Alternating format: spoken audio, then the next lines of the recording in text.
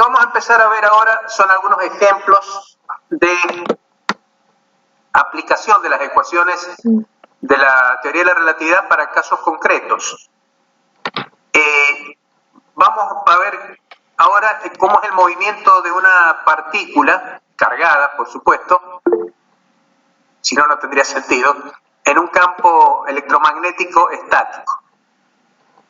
La ecuación diferencial del movimiento, a ver, acá vamos a resolver esta ecuación en un único sistema de referencia. Acá no vamos a estar pidiendo ver cómo se transforma las cantidades vistas en un sistema o vistas en el otro. Lo que vamos a hacer va a ser tomar en un único sistema de referencia las ecuaciones que trae la relatividad para resolver el movimiento de una partícula en un único sistema de referencia. Entonces, tenemos un sistema de referencia donde hay una partícula que está sometida a la fuerza de Lorentz.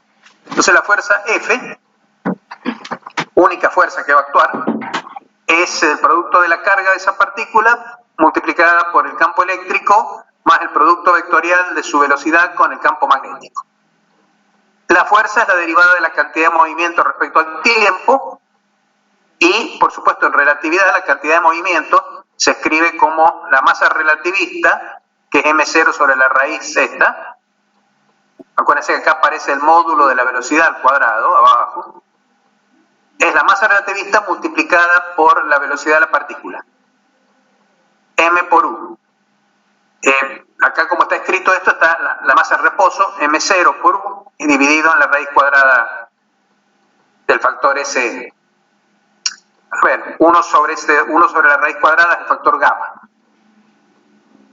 Bueno, esa es la ecuación diferencial del movimiento de una partícula en un campo electromagnético estático.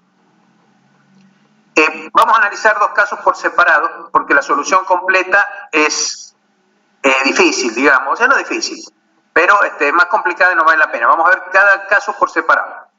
Primer caso, vamos a suponer que no hay campo magnético, entonces la partícula se mueve bajo la acción de un campo eléctrico puro y que está dirigido en la misma dirección del movimiento de la partícula. Si no me equivoco, acá el apunte está cortado, pero acá debe decir U, acá al final del renglón, U igual a módulo de U por el versor X. De manera que el campo eléctrico está en la misma dirección que el vector velocidad de la partícula. Es decir, la fuerza eléctrica, que es Q por E, va a ser paralela al vector velocidad. Entonces, a ver, podríamos escribir directamente la ecuación tipo Newton usando la masa longitudinal, porque en este caso la fuerza es una fuerza paralela a la velocidad. Podríamos escribir fuerza igual a masa por aceleración, pero es más fácil plantear directamente la ecuación de arriba en esta, reemplazando los vectores por lo que son, el vector E por el módulo, por el versor X, y acá a la izquierda el vector U, el vector de velocidad, como su módulo por el versor X. El versor X figura en ambos miembros, de manera que nos podemos olvidar de él, y nos quedamos con esta ecuación diferencial para el módulo del vector velocidad. Como Q por E es una constante, la integral de esto, si integro esta expresión, directamente va a quedar el tiempo acá a la derecha, o sea, paso el diferencial de tiempo a la derecha, queda Q por E por diferencial de T, y acá queda el diferencial de todo el paréntesis, la masa M0 salió fuera, por supuesto. A ver, permítame, voy a incluir otra persona que está pidiendo entrar. Ahí está. Entonces les decía que he pasado el diferencial de t e integrado. La integral de este diferencial directamente es la expresión interna y acá la integral de diferencial de t es t. Acá está calculado esto, a ver, las integrales, si yo las hubiera escrito explícitamente, tendría que haber escrito integral entre 0 y t de diferencial de t, que me da t, y acá tendría que haber escrito la integral de esta cosa entre, acá la variable, si quieren, aparece u acá, es el diferencial de toda esta expresión que está entre paréntesis. Acuérdense que el diferencial de t ya pasó a la derecha. Entonces la integral en t, la integral entre 0 y t me da esto. Y acá me queda la integral solamente este diferencial, que depende de la variable u. Entonces la puedo hacer como la integral entre la velocidad 0 y la velocidad u. Entonces les va a quedar esto que está acá. Si lo hacen en forma explícita la integral, la plantean en forma explícita.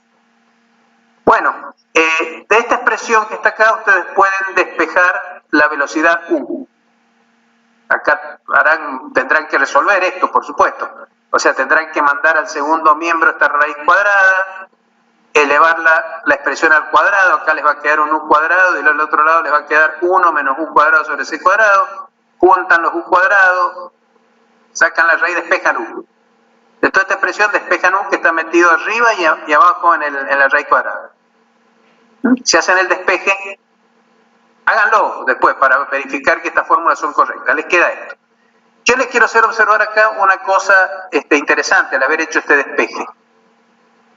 En la clase pasada, cuando vimos el problema ese que me preguntó alguien, y entre paréntesis quería preguntarles ahora, antes de seguir avanzando, si hay alguien que tuviera algún problema resuelto para ver. Si nadie me contesta, seguimos. ¿Nadie? Bueno, entonces sigamos.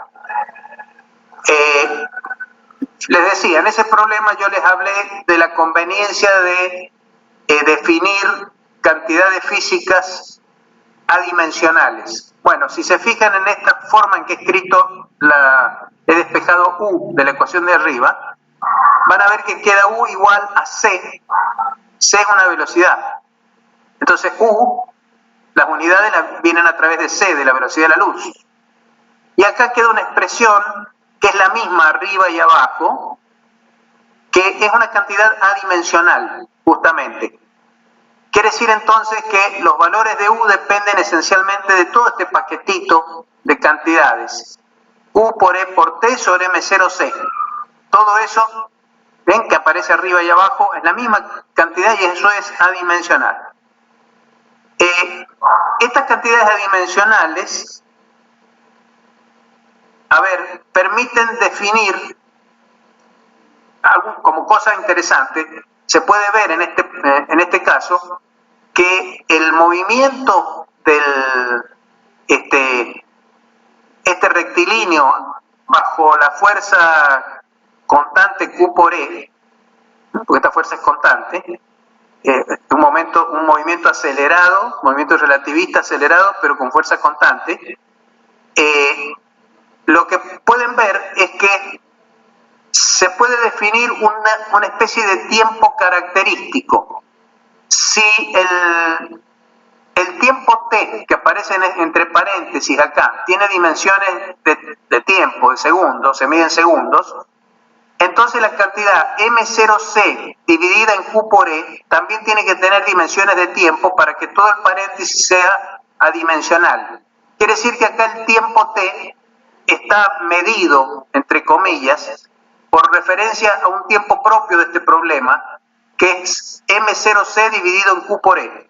Si ustedes toman las unidades de esta cantidad, m0c sobre q por e, y la desarrollan con cuidado, van a ver que esto tiene unidades de tiempo.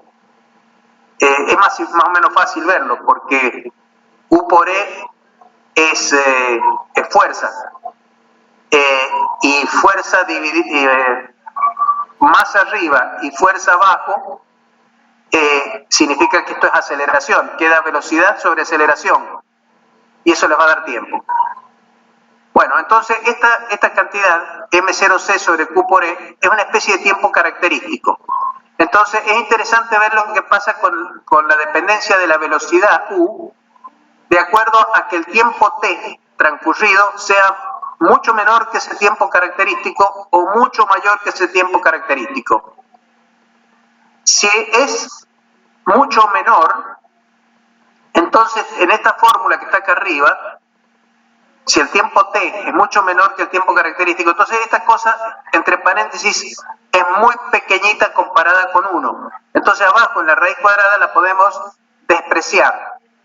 Entonces directamente la fórmula que queda es que u es igual a q por e por t sobre m0. Me está faltando una c seguramente acá. Ah, no. Cuando queda nada más que ese paréntesis, la c que está acá se tacha con la que está abajo, c con c, se van, y me queda q por e sobre m0 por t. Y Q por E, que es la fuerza eléctrica dividida en la masa en reposo de la partícula, es lo que se llama aceleración en el caso no relativista. Fuerza sobre masa, aceleración. O sea que en el caso, al comienzo del movimiento, acuérdense que la partícula parte con velocidad cero. Quiere decir que esa partícula al principio es no relativista. En los tiempos pequeños, comparados con este tiempo, la partícula es no relativista y la velocidad se comporta como una velocidad clásica newtoniana. La velocidad es aceleración multiplicada por tiempo. Es un movimiento rectilíneo uniformemente acelerado.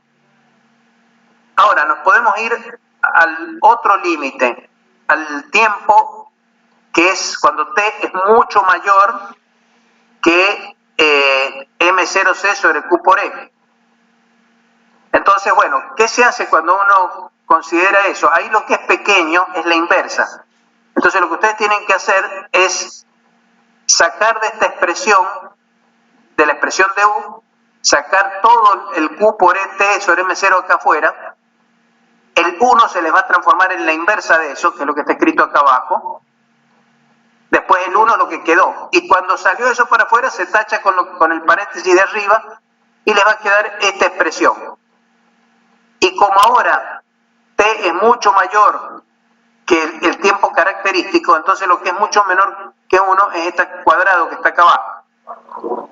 Entonces acá está usada la aproximación esa que yo les dije a ustedes, la aproximación que se llama binomial, que dice que 1 más x a la potencia n es aproximadamente 1 más n por x. Esa formulita que les dije que es prácticamente mágica. Y entonces eso permite aproximar. Fíjense, esto es una forma de, llamémosle x a todo lo que aparece abajo. Y ahora es pequeño, como les digo, porque t es grande y t está abajo. Entonces esto es pequeño. Entonces tengo la raíz cuadrada de 1 más esto es 1 más x, que es pequeño, elevado a la 1 medio, a la menos 1 medio, porque está abajo. Entonces, esto va a ser 1 más n vale menos 1 medio por x, que es lo que está metido acá. O sea, el paréntesis al cuadrado. Y por supuesto iba multiplicado por c. Entonces, fíjense lo siguiente. Cuando el tiempo se vuelve muy largo en esta fórmula, este término, el segundo término en este corchete que hay acá, se va a cero. Entonces la partícula u alcanza la velocidad de la luz, o se empieza a aproximar a la velocidad de la luz. A medida que el tiempo se va volviendo cada vez más grande, la velocidad de la partícula se vuelve más cercana a la velocidad de la luz. Pero termina con un movimiento rectilíneo uniforme con la velocidad de la luz. O sea, por más que está aplicada la fuerza eléctrica, no se sigue acelerando más, sino que su velocidad se termina estabilizando en la velocidad de la luz. De hecho, no la puede superar. Bueno, les dejo a ustedes tomar la forma general, esta que está acá arriba. Acá tienen u igual a u de t, la velocidad en función del tiempo. Y con eso pueden hacer ustedes calcular la integral para encontrar la posición en función del tiempo, suponiendo que la partícula parte desde el origen de coordenadas. Y de nuevo pueden aplicar estos trucos de comparar el tiempo transcurrido con el tiempo característico. Si el tiempo transcurrido es mucho menor que el tiempo característico, entonces si hacen el desarrollo de la raíz cuadrada esta como 1 más 1 medio, porque en este caso la raíz cuadrada es 1 más x a la 1 medio, positivo porque está arriba la raíz cuadrada. Entonces les aparece 1 más 1 medio por x, que es esto. Y tienen el menos 1 acá, se les va el 1. Bueno, tachan las cosas que tengan que tachar acá y el resultado que le queda es que la posición en función del tiempo es un medio de lo que habían llamado A, aceleración, acá arriba. Habían definido la aceleración A ahí. Bueno, es un medio de la aceleración por tiempo al cuadrado, que es justamente la fórmula newtoniana clásica del movimiento rectilíneo uniformemente acelerado. Y por otra parte, para tiempos muy largos, ¿sí? Van a ver que estas fórmulas, de nuevo aplican ese truco del desarrollo. Acuérdense, la fórmula es, si la tienen por ahí, anótela. No sé si no está escrita en el libro de Alonso Fin, en la parte final. A lo mejor tiene desarrollos en serie. A ver, me voy a fijar acá. Acá tengo el libro Alonso Fin, a ver si aparece la formulita esa. Es la fórmula, miren, en el apéndice número A4, en el punto 3, dice relaciones matemáticas, dice Alonso Fin, tiene la fórmula, es la M22, fórmula M22. Bueno, ahí van a ver que los primeros términos del desarrollo en serie de 1 más x a la n es 1 más nx. Si x es pequeñito, los términos cuadráticos y cúbicos, eso se desprecia. Entonces, 1 más x a la n igual a 1 más n por x. Esa fórmula es muy cómoda para usar en muchos casos para hacer este tipo de análisis que estamos haciendo acá. También aparece en la fórmula M28 del apéndice. Apéndice A4, relaciones matemáticas, fórmula M28. Bueno,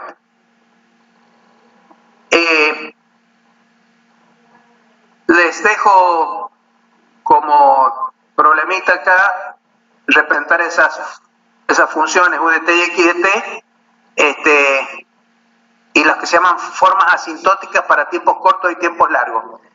Esta es otra cosa que es un término que a veces me van a sentir a mí usarlo, o lo van a sentir en la física, hablar de formas asintóticas. ¿Qué es una forma asintótica?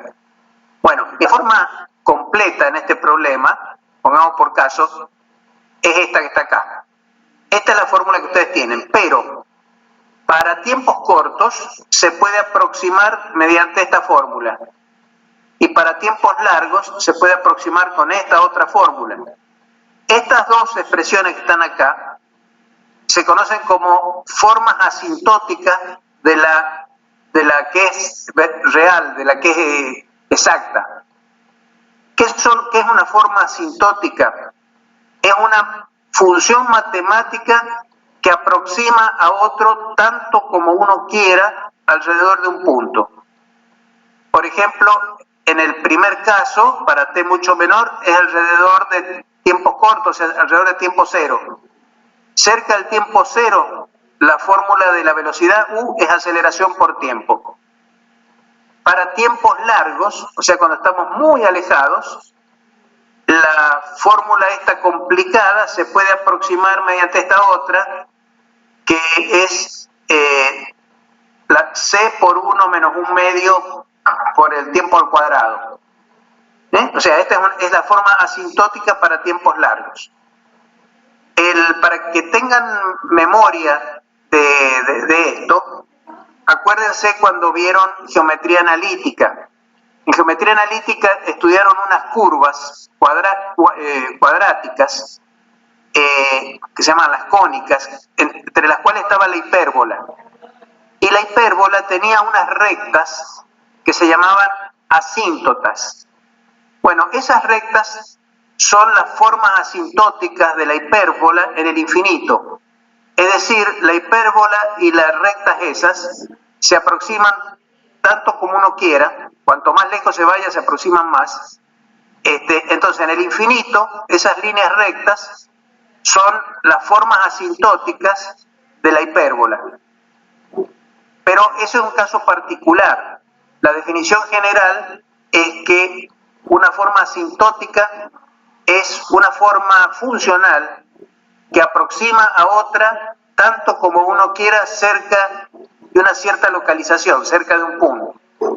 Bueno, acá lo que hemos hecho ha sido obtener eso. O sea, ¿qué es lo que hemos hecho? Hemos resuelto la ecuación del movimiento para obtener U en función del tiempo. Después nos hemos fijado que hay una cantidad que es adimensional y que por lo tanto se puede utilizar para analizar cómo es el movimiento para tiempos cortos y tiempos largos, comparando los tiempos, el tiempo t con la cantidad que lo hace adimensional, que es m0c sobre q por m. Si el tiempo t es mucho menor que eso, entonces uno puede, por desarrollos en serie o truquitos así, digamos, matemáticos, uno puede encontrar las formas asintóticas. Por ejemplo, acá primero la forma asintótica para tiempos cortos y después la forma asintótica para tiempos largos. Bueno, acá abajo es lo mismo. He tomado la forma de U, la integré y saqué x de t. Y si uno analiza para tiempos cortos y tiempos largos, entonces obtiene para tiempos cortos el movimiento acelerado newtoniano y para tiempos largos lo que se obtiene es una forma c por t menos un cierto valor x0. O sea, es un movimiento rectilíneo y uniforme con velocidad c. Aparece una cierta posición inicial porque la asíntota de este movimiento no parte del origen. Esta asíntota aproxima al... Acuérdense que la partícula salió desde el origen, pero la asíntota no pasa por el origen. Es lo mismo que pasa con las hipérbolas. Si ustedes imaginan la ecuación de la hipérbola, parte desde un cierto punto, mientras que la asíntota parte del origen. Bueno, en cambio acá lo que habíamos hecho salir del origen era la hipérbola. Entonces la asíntota está corrida en la cantidad x0 esta que está acá. Bueno, listo, entonces estas son las fórmulas que dan el movimiento, que dan la relatividad para el movimiento de una partícula que está sometida a una fuerza constante. A ver, yo lo he hecho para una fuerza eléctrica, pero si ustedes hubieran dicho simplemente que es una partícula que tiene una fuerza constante, cualquiera, aplicada en una misma dirección, esto vale de la misma manera. Así que ya tienen el movimiento rectilíneo uniformemente acelerado en relatividad. No uniformemente acelerado, me digo mal, con fuerza aplicada constante. No va a ser uniformemente acelerado porque la partícula no va a poder superar la velocidad de la luz. Se estabiliza en la velocidad de la luz.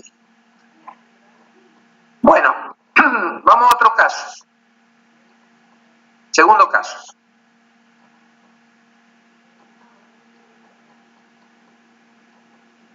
Vamos a tener de nuevo un campo eléctrico puro, campo magnético cero. Pero vamos a imaginar que este campo eléctrico es transversal al movimiento inicial de la partícula.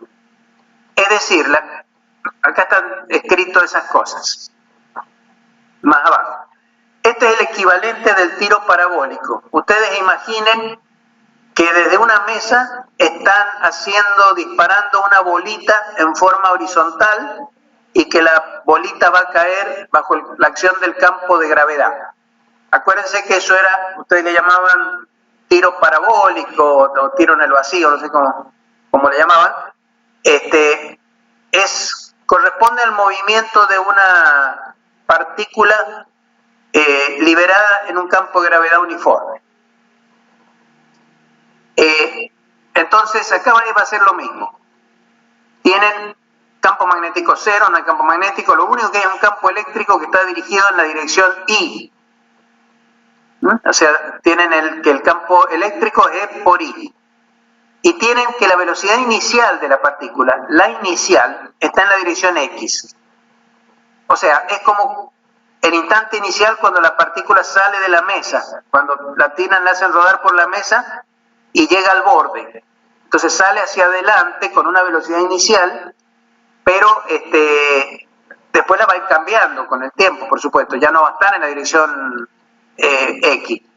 Pero la velocidad inicial, U en el tiempo cero, es una cierta cantidad U0 en la dirección X.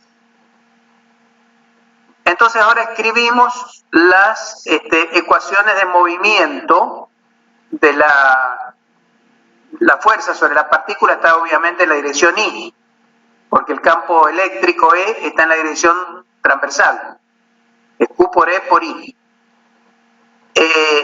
Las ecuaciones de movimiento, si tomamos las ecuaciones que habíamos escrito más arriba, es dP a dt igual a Q por E. Si lo descomponemos en componentes, entonces en la dirección Ix, la derivada de la componente X de P va a valer 0 porque no hay fuerza aplicada en la dirección X. La fuerza está aplicada por el campo en la dirección Y. En la dirección Y la ecuación es que la derivada de PI respecto a T es Q por E. La primera ecuación se puede integrar en forma muy directa, porque si la derivada de una función vale 0, si la derivada de una cantidad vale 0, significa que esa cantidad es constante, no varía en el tiempo. Entonces la componente Px es un cierto valor P0 que es constante. La otra ecuación se puede integrar también, pasamos el diferencial de t para arriba.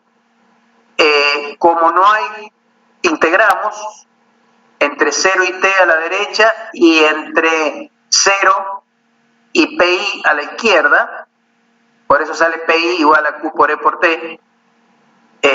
O sea, si la derivada de una función es una cantidad constante, entonces su integral es esa constante multiplicada por la variable independiente, que da esto que está acá. Ustedes después, con todo cuidado, cuando relean estas cosas, rehagan las ecuaciones. No se contenten con verlas acá. Reháganlas, vayan rehaciéndolas hasta que uno no las... Es como que la mano necesita ayudar al cerebro para ir comprendiendo cómo funciona esto de las ecuaciones. O sea, hay que resolverlas aunque uno las esté viendo y las esté comprendiendo. Pero repítanlas. Bueno,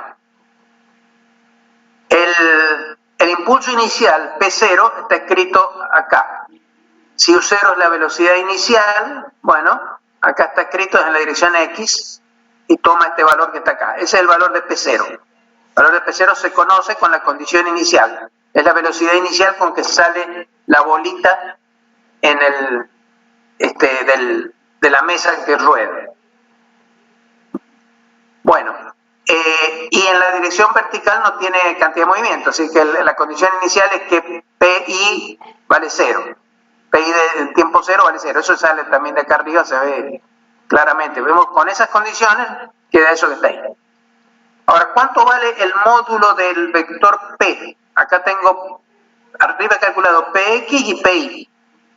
Bueno, el módulo de P es la raíz cuadrada de PX al cuadrado más PI al cuadrado. Como PX y PI los he calculado, los tengo acá, el PX es P0 y el PI es Q por E por T, me queda esta expresión para P. Si recuerdo que la energía total de la partícula es la raíz cuadrada de C cuadrado P cuadrado más M0 cuadrado C cuarta, y acá he calculado P, entonces puedo escribir la energía en función del tiempo.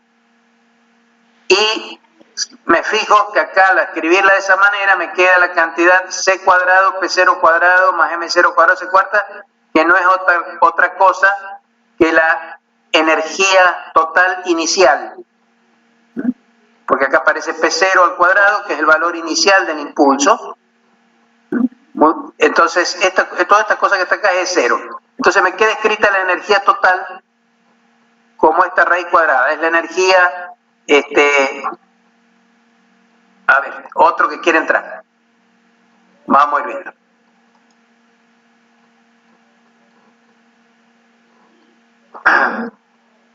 Bueno, sigamos.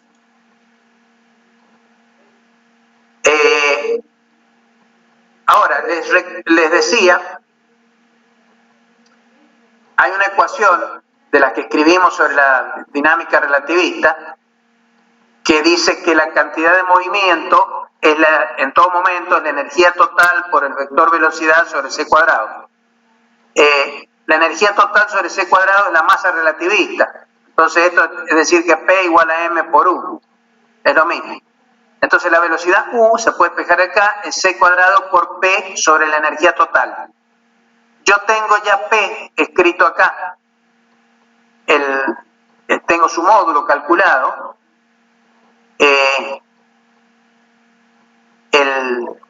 A ver, puedo descomponer el vector P en sus componentes Px y Pi. Entonces tengo Ux y Ui, que es lo que tengo acá. La componente Px, la hemos calculado, acá arriba, es constante, es P0. Y la componente Pi depende del tiempo. Entonces acá está escrito eso y eso. Y abajo ha dividido en E, que lo acabamos de calcular acá, que también depende del tiempo. Entonces acá, ¿qué es lo que tengo? Tengo la velocidad según el eje X en función del tiempo y la velocidad en el eje Y en función del tiempo. He conseguido integrar la ecuación de movimiento y encontrar la velocidad de la partícula. Ustedes pueden ahora a su vez integrar estas expresiones en el tiempo. Yo les pido que lo hagan. Acá está propuesto como problema. Que integren esto es de x a dt, la ux es de x a dt. Entonces pasan el diferencial de t al segundo miembro y dejan diferencial de x acá e integran. Recuérdense que la partícula tiene como condiciones iniciales de posición que sale del origen. Entonces sale la integral de diferencial de x entre 0 y x. Y la integral en el tiempo la hacen entre 0 y t. E integran ux y ui. Si una vez que tienen x de t e y de t, pueden sacar la trayectoria de la partícula, despejando el tiempo por ejemplo, de la ecuación que les dé para x de t, sacan t en función de x, lo meten en la función y de t, o sea, toman de acá de la primera, sacan t de x, y después meten acá t de x, sacan y de x, que es la ecuación de la trayectoria de la partícula. Y les diría que se entretengan en hacer como hicimos en el caso anterior, buscar lo que ocurre en el límite no relativista y en el límite ultra relativista. O sea, para tiempos cortos y para tiempos largos, vendría a ser. Traten de buscar acá, de escribir esta expresión de manera que les quede un tiempo característico y después hagan las comparaciones, hagan los desarrollos en serie que tengan que hacer, apliquen la formulita esa de Alonso-Fink y busquen cuáles son los casos no relativistas y ultrarelativistas. Y hay algunas de estas cosas que están planteadas entre los problemas de Alonso-Fink. Por eso yo les pido que los resuelvan. Como les digo, ustedes no van a terminar de entender estas cosas hasta que no sean capaces de resolver problemas. Recuerden eso porque y lo van a tener que hacer. Para los exámenes van a tener que resolver problemas y para los parciales también. Entonces yo les sugeriría que lo hicieran como entretenimiento por ahora. Entreténganse. No tomen los problemas como una obligación. Tómenlos como algo que les divierte, como quien hace unas palabras cruzadas o quien está jugando un sudoku, cualquier cosa de esas. Pero diviértanse, entreténganse intentando llegar a los resultados. Siéntanse haciendo física, que eso es lo divertido de esto. Bueno, estos son dos casos entonces de movimiento relativista, de los que hemos visto. Uno con la fuerza paralela al movimiento y el otro con la fuerza eléctrica transversal al movimiento. que sería el equivalente de lo que en la física newtoniana que ustedes vieron era el movimiento rectilíneo con aceleración constante y el tiro parabólico en 2 dimensiones. El tercer caso que vamos a ver es el caso del campo magnético puro. O sea, ahora no va a haber campo eléctrico. Un campo magnético puro, constante y perpendicular al movimiento inicial. O sea, las condiciones con las que seguramente ustedes trabajaron casi siempre cuando hicieron electricidad y magnetismo, movimiento de partículas en campo magnético, que le salía un círculo. Bueno, acá va a salir una cosa muy parecida. Entonces lo que vamos a tomar es que el campo eléctrico es nulo, como pueden ir viendo ahí.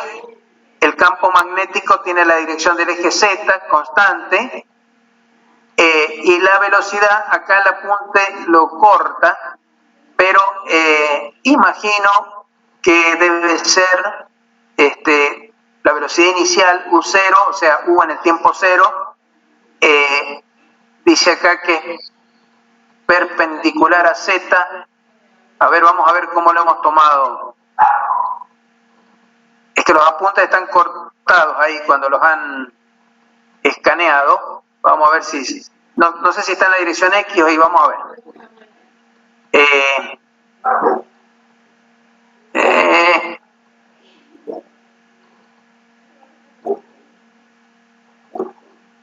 Acá vamos a ver, mirando la solución, vamos a ver. En 0 es el coseno en esta fórmula final, que esto va por acá. En tiempo 0 hay componente en I. Entonces, este inicial, el que aparece acá, U0, es U0U, evaluado en el tiempo 0, en paréntesis, U se dice corta, U0 igual a U0 módulo en la dirección de I, en la dirección del eje Y, que es perpendicular a Z. O sea, estoy intentando reconstituir el pedazo que falta acá del apunte, que me imagino que ustedes también tienen que tenerlo así en los apuntes que le mandé. La fuerza ahora es la fuerza magnética. Es Q por la velocidad de la partícula, producto vectorial con el campo magnético. La velocidad de la partícula es la derivada del vector posición respecto al tiempo, y como la fuerza F entonces es perpendicular al vector diferencial de R, porque es perpendicular a la velocidad, entonces no hay trabajo mecánico durante el movimiento. El producto escalar de la fuerza con el diferencial de R, por ser perpendiculares, da 0. Eso es cierto en forma diferencial, pero es cierto sobre todo el camino. Las fuerzas magnéticas no realizan trabajo mecánico, porque son siempre perpendiculares al vector velocidad. La fuerza F, al ser un producto vectorial, venir de un producto vectorial de la velocidad, es perpendicular al vector velocidad. Entonces, las fuerzas magnéticas no realizan trabajo mecánico. Si no realizan trabajo mecánico, entonces no hay variación de la energía cinética. El teorema del trabajo y la energía cinética. Si no hay trabajo, no hay variación de energía cinética. Eso significa que el módulo de la velocidad U va a ser constante en cualquier instante de tiempo. Aunque cambien las componentes, aclaremos. Pero el módulo de la velocidad va a ser constante. Bueno, la ecuación diferencial del movimiento es, si el módulo de la velocidad es constante, entonces en la expresión original que teníamos más arriba, permítanme ir hasta ella para que la veamos. Vamos hasta allá. Esta que está acá. Si U es constante, perdón, esa no, la de más arriba. Si el módulo de U es constante, entonces va a salir de afuera de esta derivada. Acá aparece el vector U. El vector U no es constante porque tiene componentes que pueden cambiar, pero el módulo de U de la velocidad es constante, entonces va a salir afuera. Y en este caso no hay campo eléctrico, es solo campo magnético. Entonces, vamos ahora a seguir. Les decía, salió afuera todo este factor que está acá, porque el módulo de U es constante. Se sienten mucho los perros, molestan mucho y no me... Tengo problemas para que me escuchen por causa de los perros que ladran. ¿Alguien que me comente? Se le entiende, profe. Sí, se escuchan de fondo, pero se le entiende igual, así que... Ah, bueno, no, porque es una locura, los perros acá se vuelven locos en la calle y si no me voy a otro lado a tratar de darle la clase. Pero bueno, ok, me alegro que me escuchen porque acá estoy más cómodo. Les decía entonces, esta es la ecuación que va quedando. Acá tienen acá he puesto que B es el módulo de B del campo magnético en la dirección Z, entonces queda el producto vectorial de U con Z, y acá queda la derivada de U respecto de T. Acá se han reacomodado los términos, he pasado esta raíz cuadrada al costado. Todo esto es una cantidad constante, porque como les dije, el módulo de U es constante. A todo eso se le da el nombre de velocidad angular.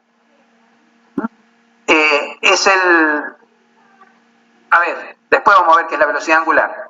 Le vamos a llamar por ahora omega a todo este paquetito que está acá. Entonces la fórmula queda escrita así: la derivada del vector U, que es la incógnita, respecto a T, igual a esta cantidad W, que es constante, que está escrita acá abajo, por U vectorial Z. Si ustedes recuerdan lo que hicieron cuando hicieron electricidad y magnetismo, rápidamente van a recordar que esta es la velocidad angular. Q por B sobre M0 sobre la masa en reposo es la velocidad angular que tiene una partícula cargada cuando entra en el campo magnético. La única diferencia es que acá aparece, en lugar de aparecer la masa en reposo, aparece la masa relativista.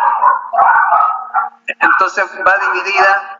Permítanme un instante, voy a cerrar la ventana porque los perros están cada vez más locos.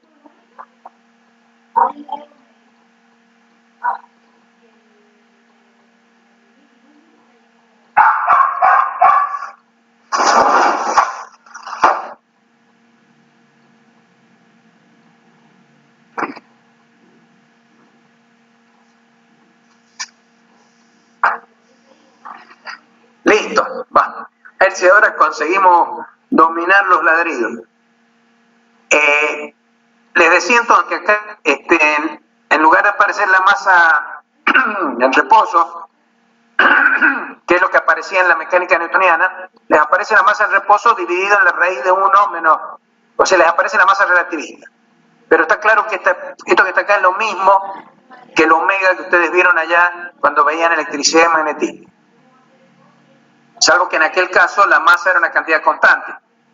Pero acá no, porque estamos suponiendo que estamos a alta velocidad. Bueno, esta ecuación que está escrita acá, donde omega es una constante, es una ecuación vectorial, se puede escribir en componentes. Eso es lo que está hecho acá abajo. Esto que está acá es el producto vectorial del vector velocidad por el versor z. El versor z, o sea, acuérdense cómo se hacía el producto vectorial de dos vectores. Se escribía el determinante con x, y y z, los tres versores. Después venían las tres componentes del primer vector, ux, uy y uz, y después las tres componentes del segundo vector, que en este caso es el propio versor z. Entonces valen 0, 0 y 1. Eso multiplicado por omega, y eso es la derivada de omega, la derivada de u respecto de t. Derivada del vector u.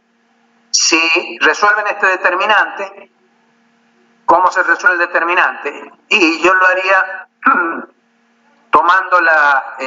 desarrollando por los menores complementarios, como se llama. Tomaría, por ejemplo, tacharía la fila y la columna correspondiente. Hay que tomar una fila y una columna e ir multiplicando cada elemento de esa fila o columna por el determinante que queda tachando fila y columna. Por ejemplo, tomo la fila de abajo, que es la que más me conviene porque tiene varios ceros. Entonces, si yo considero la columna y la fila de ese cero, me queda un pequeño determinante acá arriba, pero como va a ir multiplicado por 0, no va. Para la siguiente valor, 0, tomo la fila, tomo la columna y tomo la fila y los elimino y me queda otro determinantito que es x, pero va a ir multiplicado por 0, no va. La tercera sí va a ir porque tomo el 1 y lo multiplico por el determinante que queda. Saco la fila, saco la columna y me queda x por y menos y por ux. X por y menos y por ux. Es esto que está acá, escrito. O sea, este es el producto vectorial de los dos vectores, escrito en forma de determinante. Acuérdense que el signo tiene que ir un signo adelante, en este caso es positivo, porque empieza con uno positivo. Es más, el que sigue es menos, el que sigue es más, después el que sigue es menos y cuando llego al 1 es más de vuelta. Por cualquier camino que vaya así por filas y columnas voy a llegar a signo más para el... Fíjense, más, menos más, menos más. Por ejemplo, acá si hago más, menos más, voy a tener menos para allá y más de nuevo. O sea, que vayan por cualquier camino, siempre cuando vayan así en ángulos rectos, el signo que le corresponde al desarrollo de cada uno de estos productitos es el que le corresponde. Si hubiera tenido que, estos dos hubieran sido con signo más, que sigue con signo menos, y este con signo más de vuelta. Pero después hay otro signo menos una vez que calculo el determinante. Pero acá adelante, el 1 es un 1 positivo. Bueno, este es el producto vectorial desarrollado. Entonces acá pueden desarrollar componentes o escribir esto componente a componente. Por ejemplo, la derivada de ux respecto de t es la componente omega por ui. Y la derivada de ui respecto de t es menos omega por ux. Fíjense que aparecen derivadas cruzadas. En la derivada de ux aparece ui y en la derivada de ui aparece ux. Es decir, son dos ecuaciones diferenciales que se llaman acopladas. No hay componente z. Entonces la solución en z es fácil. La velocidad en z es constante. Eso significa que eventualmente puede haber un movimiento en la dirección z con componente de velocidad constante. Pero las otras dos ecuaciones, ustedes las pueden resolver. A ver, pueden hacer lo siguiente, si quieren resolverla, hacer la matemática completa. Despejan, escriben ux acá, la despejan, pasan el menos w, despejan ux y le hacen la derivada a ese ux. Entonces les va a quedar una derivada segunda de ui, pero eso les va a quedar, según la ecuación de más arriba, como es la derivada de ux, les va a quedar que omega por ui. Cuando escriban esas ecuaciones, lo que le va a quedar es una ecuación de segundo orden para ux, para ui, y la pueden integrar. Una vez que sacan ui, a través de estas propias derivadas, conociendo ui, sacan ux cuánto vale. Por ejemplo, despejan de acá abajo, de la segunda. Una vez que conocieron ui, calculan su derivada y calculan ux. Bueno, ustedes pueden verificar más fácilmente que la solución de estas ecuaciones diferenciales, estas dos, es esta que está acá abajo. La derivada de x respecto al tiempo les da omega por ui. Fíjense, ux es un seno. La derivada de un seno es un coseno. Es justamente lo que está diciendo esto que está acá. Que la derivada de x tiene que ver con ui, que es el coseno. Y acá tienen que la derivada de ui, que es un coseno, es en menos el seno. Entonces les aparece el signo menos y el seno. Esta es la solución. Pero esto justamente es la solución de un movimiento circular uniforme que tiene velocidad angular omega, donde el omega es ese que está escrito acá arribita. Entonces pueden ver bien que esto es una velocidad angular. Bueno, por supuesto, si hay velocidad en el eje Z, que no estaba considerada que es constante, el movimiento es una hélice circular. Bueno, Yo acá les he dicho cómo se hace, pero ustedes háganlo, resuelvan las ecuaciones diferenciales para Ux, Uy y Uz y encuentren la solución general, X de t y de t y z de t y las trayectorias posibles. Háganlo. O sea, entreténganse, diviértanse haciendo esto, como les digo. Jueguen con estas cosas. No lo tomen como una cosa obligada, sino que entreténganse con lo que tienen que estudiar, y de esa manera van a ver que el estudio se les hace muchísimo más fácil y muchísimo más agradable. Bueno, yo diría que hagamos un stop aquí de unos 10 minutitos, si les parece. A ver, según mi reloj acá son las 18:43. Si les parece bien, a las 19 podemos retomar. Nos tomamos unos 12 minutos de esta formulita primera que está colocada acá. Que esta fórmula sale, hagamos física newtoniana por un momento. Acá más abajo dice, esta expresión es válida si B'R mucho menor que C. Eso significa que eso significa newtoniano, no relativista. Entonces analicemos un cachito esto que está acá. Esta es la expresión de la aceleración que tiene un cohete de masa m sub c. Si ustedes la masa mc la pasan multiplicando a la aceleración a', o sea, la mc, masa del cohete, de t', la pasan multiplicando a la prima, lo que tienen es masa por aceleración. Esta es la fuerza aplicada sobre el cohete. ¿Y a qué está igualado eso? Está igualado a esta mu que está acá. Esta mu es la derivada de la masa del cohete por unidad de tiempo. O sea, es la variación de masa del cohete por unidad de tiempo. O sea, lo que vendría a ser cambiada de signo en realidad, porque la mu se define como positiva. La masa del cohete, a medida que va gastando combustible, es cada vez más chica, entonces tiene una variación de masa por unidad de tiempo que es negativa. Pero el mu se toma como el valor absoluto de esa derivada, entonces el mu es positivo. Pero es el gasto de combustible, podríamos decir así. La cantidad de gases de combustión que se emiten hacia atrás en kilogramos por unidad de tiempo. Acuérdense que ya la masa grande que está abajo la hemos pasado a la izquierda, entonces quedó masa por aceleración es fuerza. Quedó que es menos mu por esta BR. ¿Qué es BR? A ver, si veamos las unidades de esto. Arriba queda el diferencial de masa por la velocidad, que es una cantidad de movimiento, y abajo un diferencial de tiempo. Pues este mu es la derivada de una masa por unidad de tiempo. Masa por unidad de tiempo. Entonces lo que está acá es cantidad de movimiento por unidad de tiempo, es fuerza también. O sea, esta fórmula está correcta. Lo que ocurre es que la masa que se está emitiendo sale toda con una misma velocidad Br, que es la velocidad de retroceso de los gases.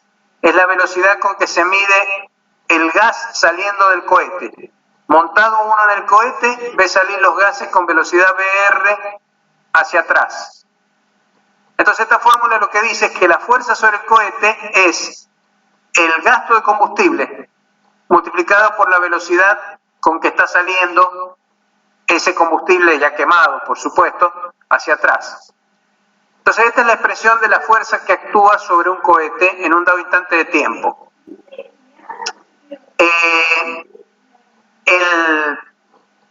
Fíjense que para esa fuerza depende solamente de dos factores: de la cantidad de gases por unidad de tiempo en kilogramos, la masa por unidad de tiempo que se emite hacia atrás, y la velocidad con que están saliendo esos gases. Normalmente en un cohete, para lograr un mayor empuje, es decir, una mayor fuerza de empuje, hay dos maneras de hacerlo. Una de ellas es aumentando la cantidad de kilos de combustible por unidad de tiempo que se emiten hacia atrás, Por eso los grandes cohetes que tienen que elevar cargas pesadas tienen unos motores que gastan combustible de una manera brutal. La otra posibilidad es aumentar la velocidad de emisión hacia atrás de los gases de escape. O sea, dejar fija la cantidad de masa que se gasta y utilizar una velocidad de escape grande. Esa es la... A ver, los satélites, los cohetes químicos que se usan en la actualidad y que se han venido usando desde el principio, como todos los cohetes que se utilizan en la actualidad para poner en órbita los satélites, todas esas cosas, en general esos cohetes químicos tienen una baja velocidad de retroceso. Los gases que emiten hacia atrás son, entre paréntesis, fíjense que esto tiene signo menos acá adelante. No significa que la aceleración provocada sobre el cohete está en la dirección opuesta a la velocidad de escape, a la velocidad de escape de los gases. La velocidad de escape de los gases en un cohete químico es relativamente pequeña. Entonces esos cohetes necesitan una gran cantidad de combustible y por eso los construyen en etapas. ¿Por qué? Porque lo que se hace es desprenderse, cuando ya se ha gastado una cierta cantidad de combustible, lo que hace el cohete es desprenderse del peso muerto de la carcasa. Entonces de golpe disminuye la masa del cohete porque se desprendió de la primera etapa y entonces en la siguiente etapa no tiene ya que andar tirando de la parte muerta que va más abajo, sino que esa se desprendió. Entonces ahí vuelve a tomar impulso de nuevo. Por eso los cohetes clásicos se construyen por etapas. Si ustedes han visto alguna vez el lanzamiento de los transbordadores espaciales, habrán notado que el transbordador iba prendido, creo que ya no los largan más a los transbordadores, pero el transbordador iba prendido a un cohete principal y dos terribles cohetes de combustible sólido a los costados. Pero esos cohetes de combustible sólido se desprendían después de un cierto tiempo y seguía solamente el cohete principal. La finalidad de construir estas cosas por etapas, es decir, que hay partes del cohete que se van desprendiendo mientras va subiendo, es para disminuir la masa, porque, como les digo, la velocidad de los gases de escape en realidad es relativamente pequeña, y entonces estas cosas tienen que llevar mucho combustible para tener un mu grande, mucha masa por unidad de tiempo. Tienen que estar largando enormes cantidades de masa por unidad de tiempo por la tobera de escape. Lo ideal sería, por supuesto, tener cada vez una velocidad de escape mayor, que la VR fuera cada vez más grande. Pero lamentablemente los cohetes químicos tienen una limitación en eso.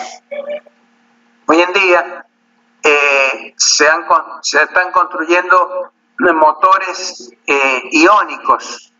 Los motores iónicos lo que tienen es un acelerador de partículas, entonces en vez de largar un chorro de gases quemados por una tobera, como ocurre en los cohetes, los cohetes son muy parecidos a una cañita voladora, por decirlo de alguna manera. El caso de la cañita voladora es pólvora que se quema, entonces los gases de la pólvora salen para atrás y por conservación de la cantidad de movimiento, si inicialmente la cañita voladora estaba quieta y los gases empiezan a salir hacia atrás, la cañita voladora se tiene que ir para adelante. Esa es la manera como funciona el cohete, y de eso que les estoy diciendo, un calculito muy sencillo lleva a esta fórmula que está escrita acá. Les decía entonces que hay algunos sistemas modernos que utilizan motores iónicos que son esencialmente un acelerador de partículas que acelera iones, los carga eléctricamente, los acelera y los tira para atrás del cohete. Entonces es como si fuera un motor de quemado, pero ya no con energía química, sino con energía eléctrica transformada en energía cinética de los iones que se largan hacia atrás. Se larga un chorro de iones. Ese chorro de iones se puede conseguir que tenga una velocidad enorme. El problema es que tiene un mu muy pequeño. O sea, no se consiguen todavía aceleradores de partículas que puedan tener un chorro como el de un motor cohete químico. Entonces son sistemas de muy poco empuje, pero se utilizan, por ejemplo, para mandar algunas naves a la Luna. Porque ¿qué tienen de bueno estos sistemas? Que como tienen una altísima velocidad de escape y el MU es relativamente pequeño, llevan muy poco combustible. O sea, le hace falta, por ejemplo, si se están tirando hidrógeno hacia atrás, se están acelerando protones y se largan hacia afuera los protones. El protón es hidrógeno, el hidrógeno es liviano y se puede llevar en pequeña cantidad. Entonces son para naves espaciales muy pequeñas, pero tienen empuje muy pequeño. Entonces, ¿qué se hace? Se manda la nave espacial a la órbita, por ejemplo, quiere ir a la Luna. Pero la Luna está lejos, es preferible con un cohete químico poner el satélite, primero un satélite en órbita más cercana a la Tierra, y a partir de ahí empieza a funcionar el motor iónico, que lo que hace es que de a poquito va incrementando el empuje y de a poquito va elevando la órbita. El satélite empieza a salirse de su órbita y ocupa una órbita un poquito más elevada, va haciendo como una espiral, cada vez más larga, hasta que de repente entra en la zona gravitacional de la Luna. Y a partir de ahí tiene que frenarse un poquito para entrar en órbita de la Luna, entonces el cohete gira, ahora se frena un poquito y comienza a caer en espiral lentamente también hacia la Luna. Y que finalmente queda en una órbita lunar. Es decir, se ha mandado algo a la Luna partiendo desde la Tierra, prácticamente con un motor iónico, muy lentamente, que lo ha llevado desde la Tierra hasta la Luna. Obviamente, hay que ponerlo primero en órbita con un motor químico. Bueno, pero les decía, esta es la expresión general de la aceleración que adquiere un cohete cuando se hace funcionar su motor. Es opuesto a la velocidad de los gases de retroceso, BR que está acá, multiplicado por la masa por unidad de tiempo que se está largando hacia atrás y dividido en la masa completa del cohete. Bueno, el signo menos les he dicho porque va en contra de BR. Bueno, entonces supongamos que tenemos un cohete que tiene una aceleración que viene dada por esta expresión y que la vamos a mantener en el sistema propio del cohete. O sea, el cohete va a estar acelerado, pero vamos a considerar un sistema de referencia, el O', que es eso que yo les comenté a ustedes, el sistema inercial instantáneamente en reposo con el cohete. O sea, en cada instante de tiempo vamos a considerar un sistema diferente, que tiene una velocidad levemente incrementada. Pero instante a instante podemos considerar al cohete en reposo en su sistema instantáneo. En el O' es el sistema instantáneo de referencia. En ese sistema la aceleración que tiene el cohete es, como dice esta formulita, es esta cantidad A' que está acá. Y le vamos a suponer que eso es una cantidad que la vamos a tener constante en todo momento a lo largo del movimiento del cohete. O sea que en los sucesivos sistemas inerciales que vaya teniendo, instantáneos que vaya teniendo este cohete, el A' que tiene va a ser el mismo. Eso significa que vamos a mantener constante mu, B' y el dividir en la masa. O sea, si la masa del cohete va disminuyendo con el tiempo, entonces vamos a también ir disminuyendo arriba el producto de la masa M por B, mu por B. De manera que el cociente de las dos cosas me dé una prima de ser constante. Vamos a suponer eso para facilitar las cuentas que están acá. Este es un cohete entonces que va a tener una aceleración constante. Una nave espacial que va a tener, vamos a ir regulando su motor para que tenga aceleración constante. Porque si el motor hace siempre la misma fuerza y va disminuyendo la masa, se me va a ir cada vez más rápido. No. Vamos a tratar de que a medida que vaya disminuyendo su masa, vamos a ir disminuyendo la fuerza del motor para que se mantenga con la aceleración constante. Bueno, ahí está explicado entonces qué es esta formulita que está acá. Bueno, ahora vamos a considerar los dos sistemas de referencia que normalmente consideramos, el O y el O'. El O' es el sistema que está instantáneamente en reposo con el cohete. Eso significa que si el cohete en el sistema O tiene una velocidad U, entonces la velocidad del sistema de referencia B, esta velocidad B, es igual a U. U y B son iguales. En el sistema de referencia instantáneamente en reposo, como hay reposo del cohete, el U', la velocidad que tiene el cohete en ese sistema es cero, obviamente. Y ahí es donde tiene la aceleración A', que es constante. Entonces, lo primero que vamos a hacer va a ser relacionar U' con U'X' con UX. O sea, lo que ve el observador en el sistema primado con lo que ve en el sistema sin primado. Las transformaciones de Lorentz dicen que la velocidad del sistema primado, vista en el sistema primado, viene dada por esta fórmula que es el teorema de Einstein de suma de velocidades. Escrito en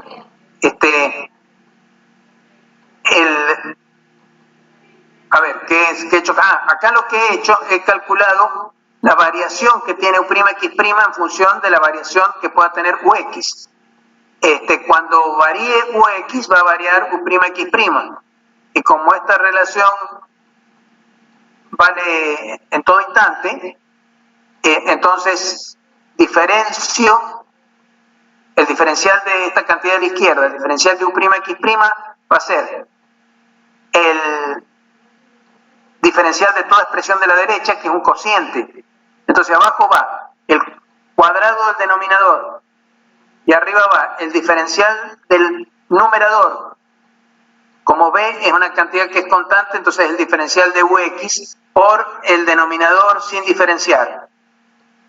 Menos, pero acá va a aparecer otro signo menos, entonces va a aparecer más. El numerador sin diferenciar, que es UX menos B, por el diferencial del denominador, que es, ahí viene el menos, B sobre C cuadrado por el diferencial de UX, que es lo que aparece acá.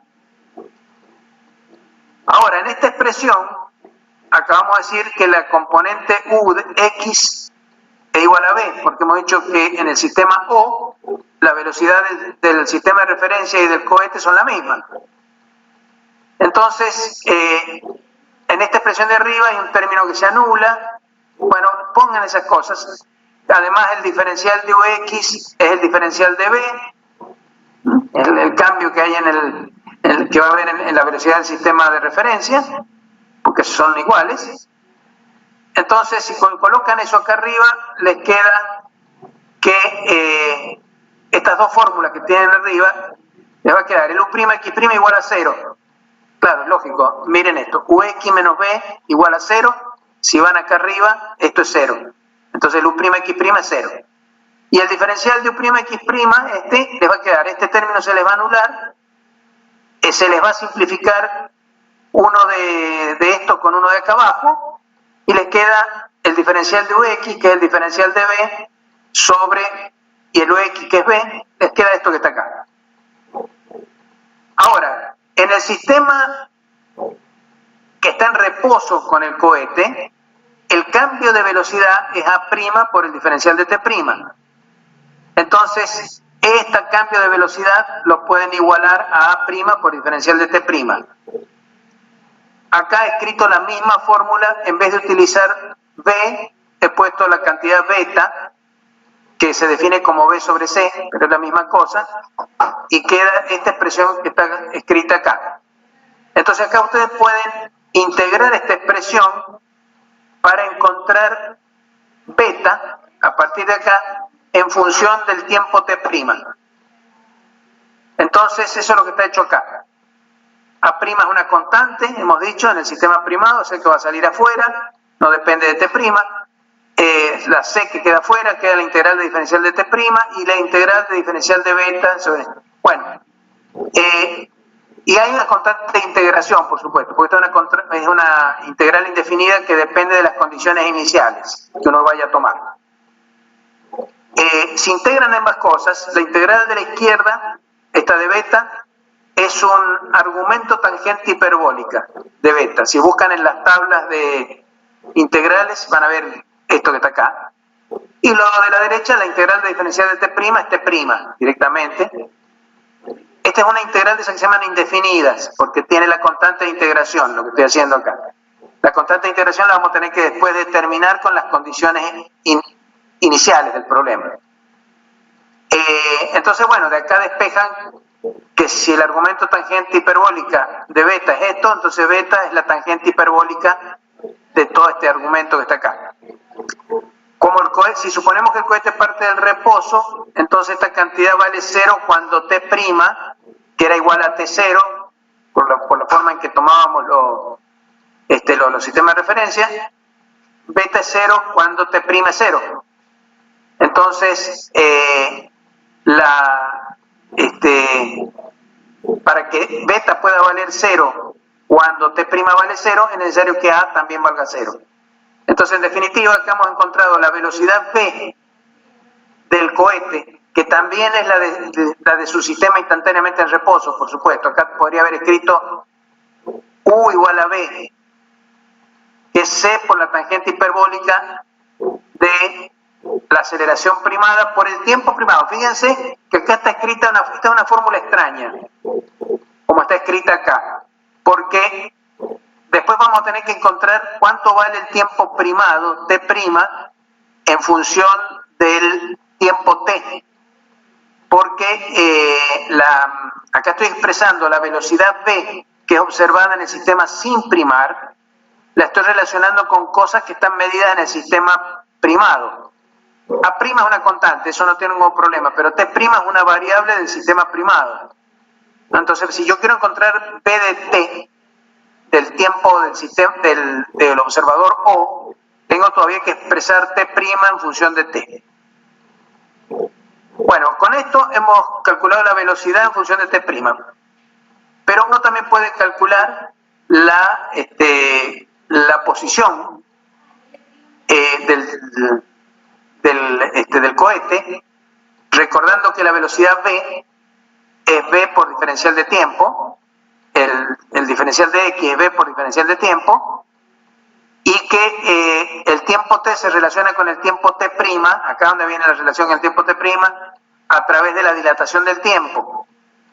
Entonces me queda una formulita que es esta que está acá, que dice que diferencial de x igual a c por beta, que es v, por el diferencial de t' sobre la raíz de 1 menos beta cuadrado. Y yo puedo, para encontrar x, hacer la integral de nuevo indefinida de esto. Voy a integrar la cantidad beta en la variable t'. Beta la tengo, es la fórmula 98 esta que está acá, porque beta es b sobre c, entonces de acá vemos que es la tangente hiperbólica de a por t'. Entonces todo esto es una integral en t', que también la puedo resolver. O si quieren, no es necesario hacerlo en t', se puede hacer, pasarlo a una integral directamente en beta. Lo pueden hacer de cualquiera de las dos maneras.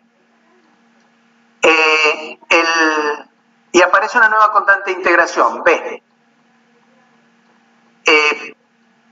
Ustedes pueden entonces ahora poner x, acá está hecha en lugar de poner diferencial de t',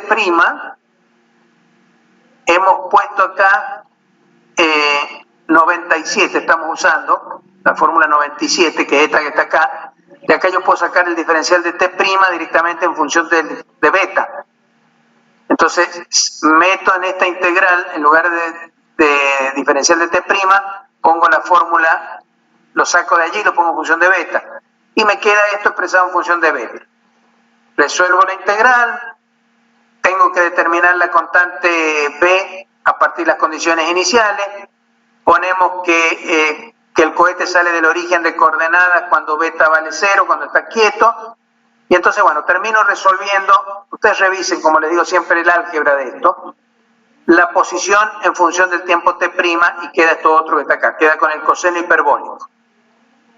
Cuando t' vale 0, también, o sea, cuando t vale 0, t' vale 0, el coseno hiperbólico de 0 vale 1, 1 menos 1 es 0, entonces el cohete está saliendo de x igual a 0.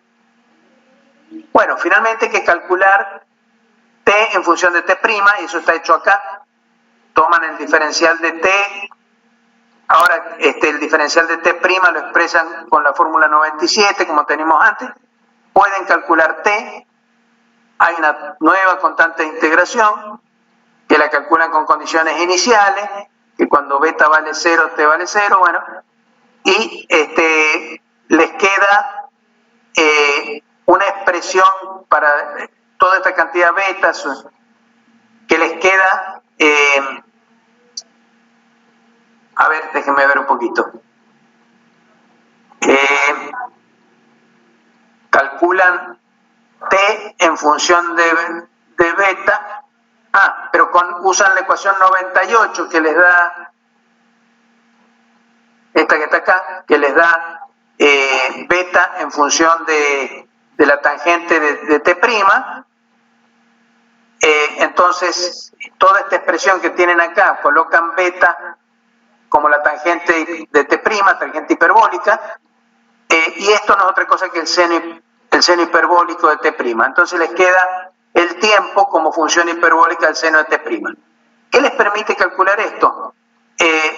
Si ustedes quieren, reemplazan un tiempo t' y con esta fórmula pueden calcular a qué instante de tiempo en el sistema sin primar le corresponde, en qué posición del sistema sin primar está la partícula y qué velocidad v tiene en el sistema sin primar. O sea, son tres fórmulas, v, x y t, que salen en función del tiempo t'.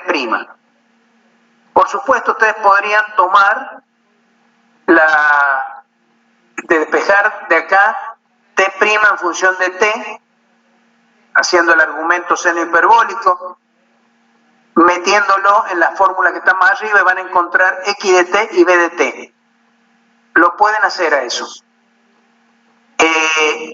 Y con eso ya tendrían completamente resuelto el problema. Lo que van a descubrir es que les tienen que salir las mismas fórmulas o van a tener las mismas fórmulas que les salieron cuando estudiamos el movimiento de la partícula uniformemente acelerada con el campo eléctrico. Es lógico, si la aceleración es constante, Q por E era constante en el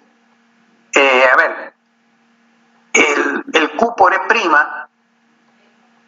resulta ser constante, pues ustedes se acuerdan, cuando calculamos la transformación del campo eléctrico, EX era igual a E'X'. Entonces la fuerza que era constante en el sistema sin primar también va a ser constante en el sistema primado. Entonces la aceleración A' en el sistema ese instantáneo también va a ser constante en ese caso. Entonces las fórmulas tienen que ver igual que en el caso ese que vimos hace un ratito, de la partícula acelerada linealmente, el movimiento rectilíneo, no acelerado, sino con fuerza constante en el paralela al vector velocidad. Les va a dar exactamente lo mismo, salvo que acá el A' que está acá tendría que ser Q por E', que es lo mismo que Q por E. Bueno, les dejo entonces que ustedes hagan este trabajo de recuperar aquellas fórmulas que están allá. Pero estas fórmulas son interesantes. T' es el tiempo medido en el cohete. Entonces supongamos que ustedes se deciden viajar en un cohete que se va a mover con una aceleración A' en el sistema de ustedes del cohete, que vale 9,8 metros sobre segundo cuadrado, es decir, con la aceleración de la gravedad. ¿Qué significa eso? Que ustedes adentro de esa nave espacial se van a sentir igual que en la casa de ustedes.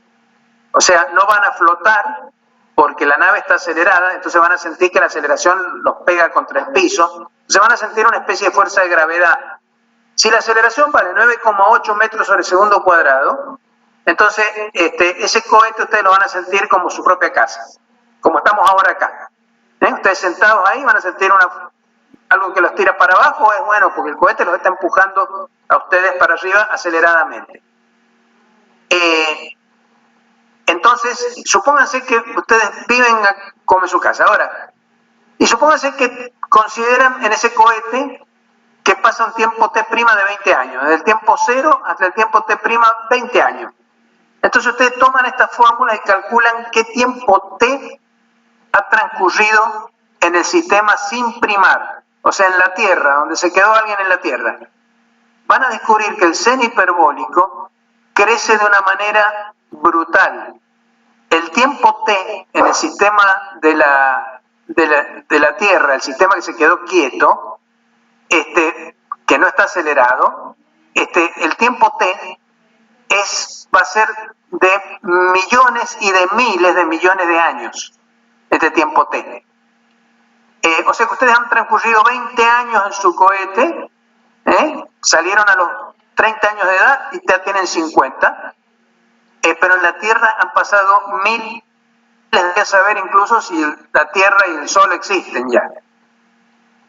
También van a descubrir que este X, el coseno hiperbólico, ha crecido brutalmente y entonces están a una distancia, están a miles de millones de años luz, y van a descubrir que la velocidad que tienen V, cuando esta T' vale 20 años, ¿sí? Esta velocidad V se aproxima a la velocidad de la luz.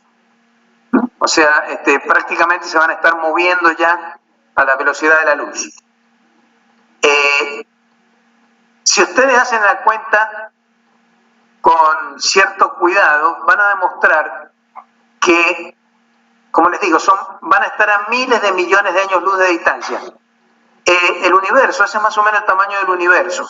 Quiere decir entonces que aunque parezca increíble, en una nave espacial que estuviera acelerada con la aceleración normal, 9,8 metros al segundo cuadrado, esa nave podría recorrer el universo entero en la vida de una persona humana. Quiere decir entonces que, aunque parezca extraño, el universo fue todo, no es algo tan grande ni imposible de recorrer dentro de una vida humana. Por supuesto, no, si quisieran volver para contárselo a sus parientes, encontrarían que ya ni el Sol existe, ni nada existe, porque habría pasado una cantidad de tiempo enormemente grande acá en la Tierra. Bueno, el tamaño del universo, si quieren tener una aproximación, lo vamos a ver más adelante en las próximas clases cuando hablemos de relatividad general, que es el tema que se viene ahora.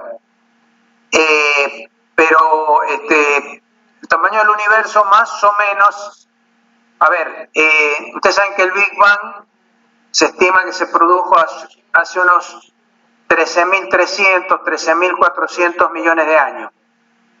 El Sol tiene unos 4.500 millones de años de existencia, lo mismo que el planeta Tierra, porque nacieron juntos el Sol y los planetas. El universo tiene 13.400 millones de años aproximadamente, y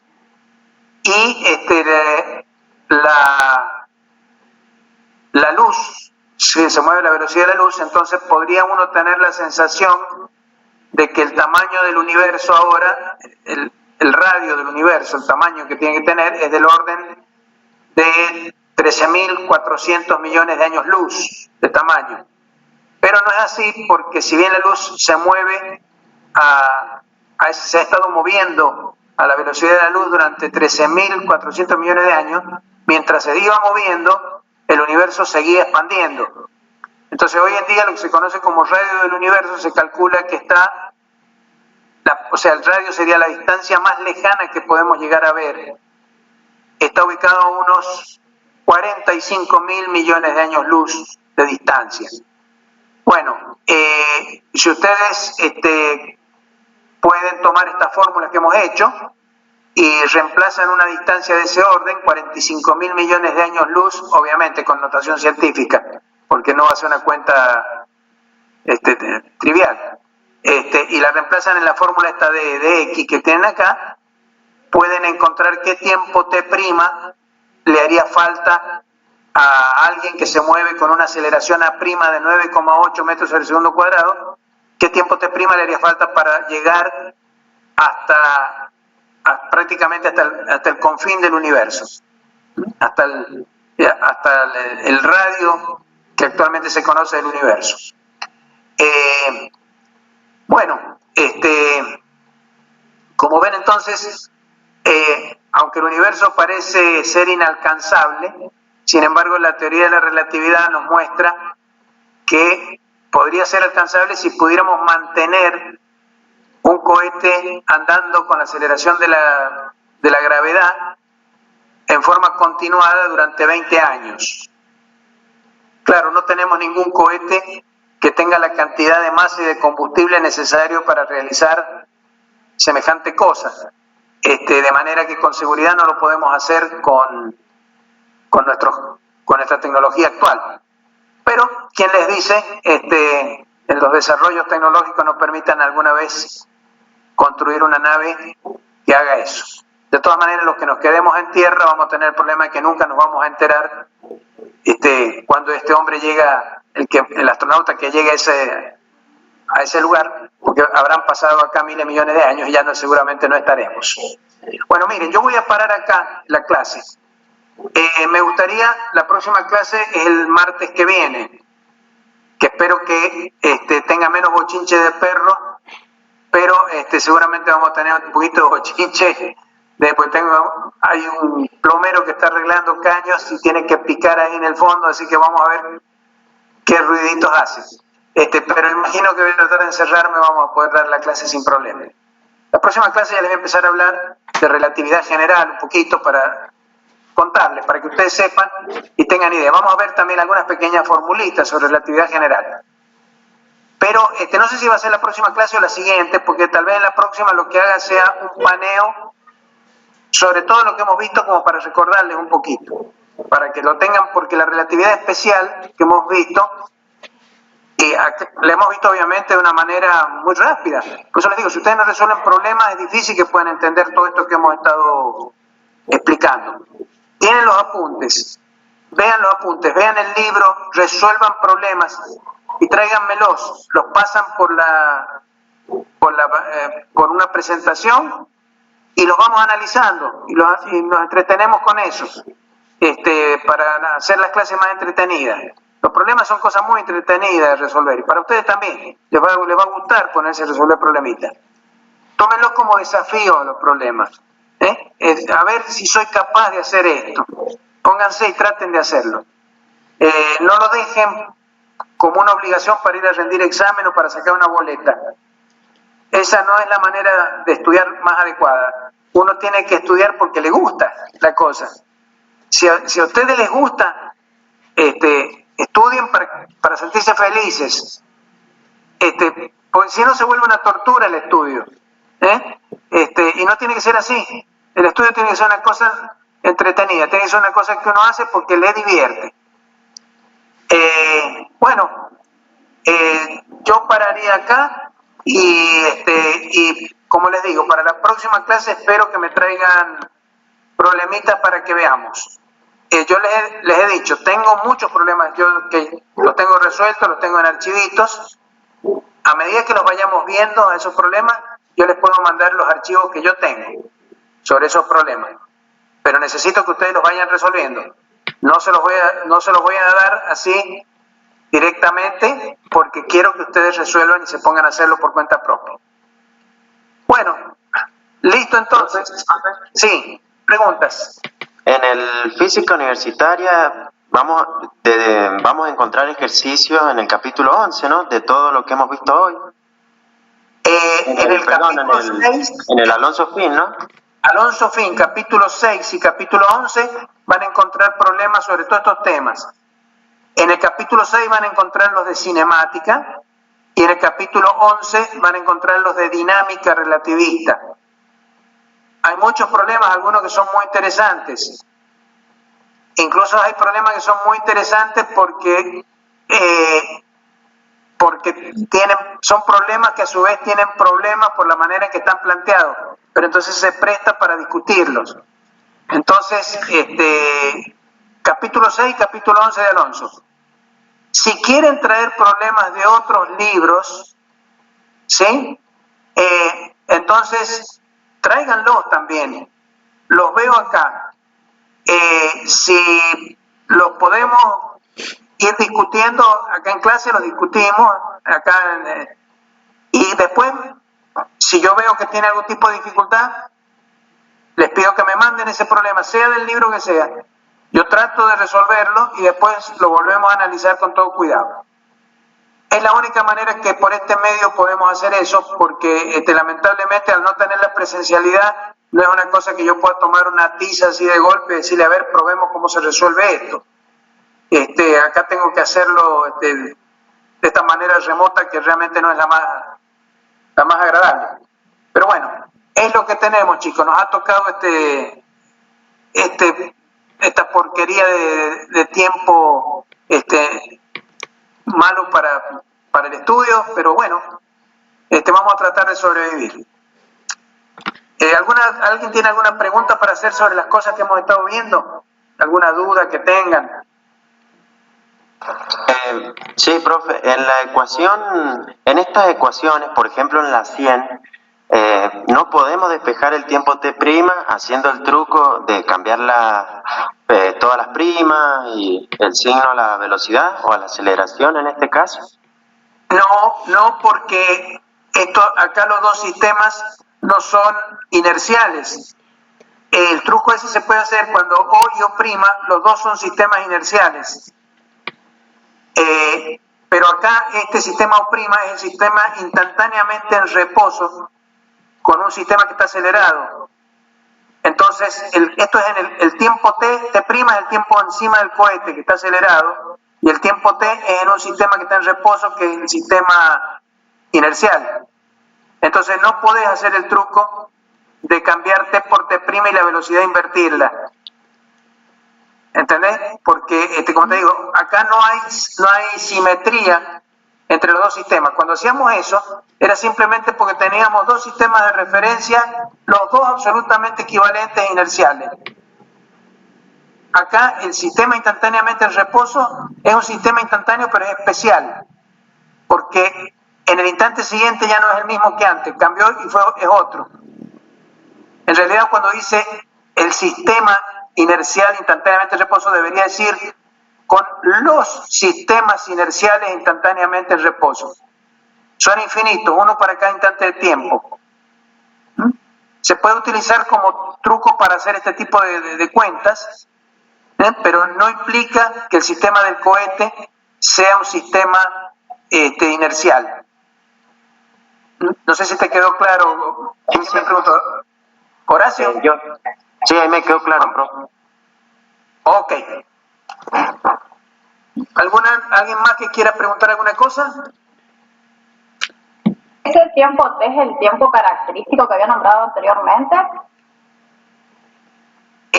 No, el tiempo característico es un tiempo que aparece. A ver, ¿cómo podríamos construir acá un tiempo característico? Acá el tiempo característico podría ser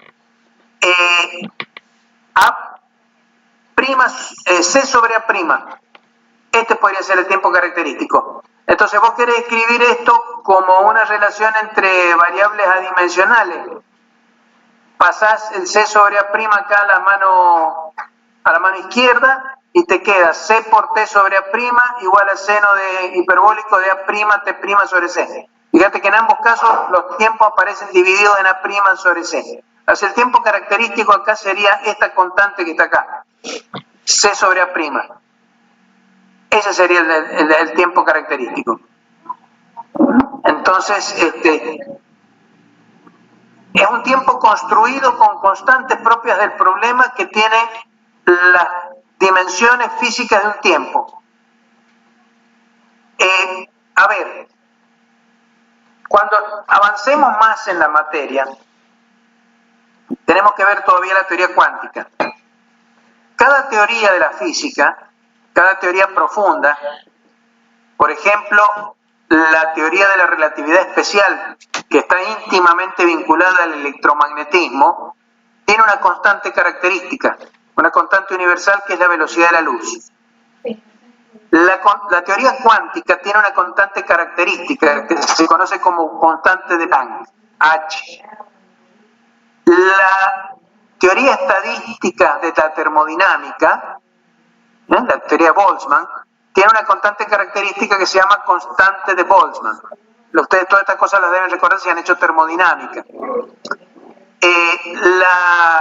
La teoría de la gravitación, que es la teoría general de la relatividad, tiene una constante característica que se llama la constante de gravitación universal. Hay una serie de constantes universales que son típicos de cada teoría. Ahora, con esas constantes que tienen ciertas unidades, por ejemplo, C se mide en metros sobre segundo cuadrado,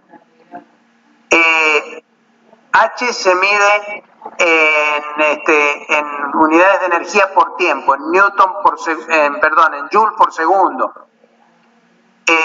Tienen ciertas unidades, pero si ustedes toman las constantes fundamentales esas y las multiplican entre sí y las dividen, entonces pueden construir paquetitos de constantes, como este C sobre A', no sé, será C sobre H cuadrado por G a la 3 medio, cosas así, que tienen unidades de longitud, de tiempo, de todas las unidades básicas del sistema de unidades. Entonces ustedes pueden construir esas cantidades que se forman de esa manera, se conocen con el nombre de cantidades de Planck, longitud de Planck, tiempo de Planck, masa de Planck. Son cantidades que tienen unidades de tiempo formadas con las constantes universales. Entonces se supone que esas son las unidades básicas de medida de longitud, de tiempo. La longitud de Planck es la unidad que se supone que es base, que es la básica que hay en la naturaleza. Está construida con las constantes universales de la naturaleza. Entonces, la longitud de Planck es muy chiquitita, vale 10 a la menos 37, una cosa así, metros. El tiempo de Planck también es muy chiquitito, vale 10 a la menos 45 segundos. ¿Cómo se obtiene el tiempo, el tiempo de Planck? Multiplicando la velocidad de la luz, la longitud de Planck se multiplica la velocidad de la luz por el tiempo de Planck.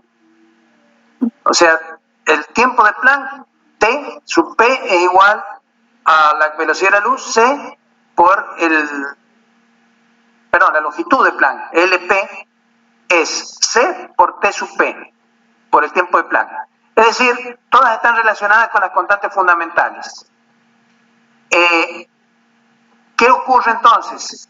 Que si uno se va, por ejemplo, cuando uno va para atrás en el tiempo, llega un momento al Big Bang, cuando uno se aproxima al cero, no se puede aproximar al cero, porque lo más que uno se puede aproximar es al tiempo de Planck. Por debajo de eso, el universo era tan pequeñito que la luz no podía moverse a la velocidad de la luz. Y porque el tiempo además de Planck era demasiado cortito, entonces la velocidad de la luz ahí no tiene ningún sentido hablar de la velocidad de la luz en un universo que es más chiquito que la longitud de Planck. Eso significa que en ese tiempo inicial y en esas longitudes, en esos tamaños, las teorías físicas que tenemos nosotros no pueden funcionar, porque ya no se ajustan más a las constantes universales. Las constantes universales no tienen validez ahí en tamaños tan pequeños y tiempos tan pequeños. Eso justamente tiene que ver con este asunto de los tiempos característicos. El tiempo de Planck, la longitud de Planck, etcétera, son los tiempos característicos de nuestras teorías físicas. Y por debajo de tiempos y longitudes menores que eso, nuestras teorías físicas dejan de valer. Por eso no tenemos ninguna manera de saber qué es lo que pasó más allá del tiempo de Planck. Lo vamos a ver a eso, cuando veamos la parte más de cosmología y todo eso. Por supuesto, sobre eso no vamos a resolver problemas. Los problemas que yo quiero que resuelvan son los de Alonso Fini. Sobre esas otras cosas simplemente las vamos a comentar, pero para que ustedes se entretengan y sepan las cosas interesantes que hay detrás de todo esto. Bueno, ¿alguien más que quiera preguntar alguna otra cosa? ¿Nadie? No, profe, de parte mía no. Ok. Nos despedimos entonces y el martes que viene espero que traigan problemas para resolver, Bueno, los veo, que anden bien. Listo, Feliz fin de semana. gracias. Bueno, hasta luego. Gracias, profe. Hasta luego. Chao, profe. Chao, hasta luego.